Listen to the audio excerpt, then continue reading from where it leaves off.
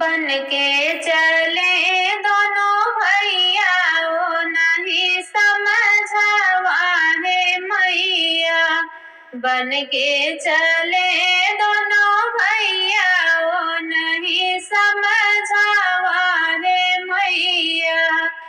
के कबीना मोरी सुनी अयोध्या के कबीना मोरी सुनी अयोध्या के कबीना जाऊ भैया ओ नहीं समझावा है मैया।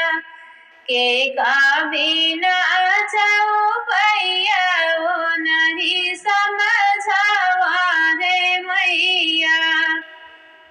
बन का चले दोनों भैया ओ नहीं समझावा है मैया।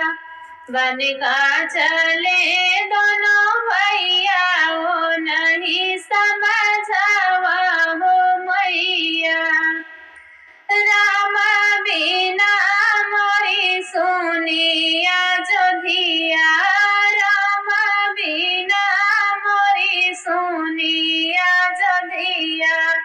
लक्ष्मण बिना जाऊ भैया ओ नहीं समझावा है मैया। लक्ष्मण बिना जाऊ भैया ओ नहीं समझावा है मैया। बन का चले दोनों भैया ओ नहीं समझावा है मैया। बन का चले दोनों भैया ओ नहीं समझावा है मैया। के कबीना मोरी सुनी रसोइया के कबीना मोरी सुनी रसोइया के कबीना अंगनैया ओ नहीं समझावा है मैया। के कबीना अंगनैया ओ नहीं समझावा है मैया। बन का चले दोनों भैया ओ नहीं समझावा है मैया। बन का चले दोनों भैया ओ नहीं समझावा है मैया। सीता बिना मोरी सोनी रसोइया सीता बिना मोरी सोनी रसोइया। लालन बिना अंगनैया ओ नहीं समझावा है मैया।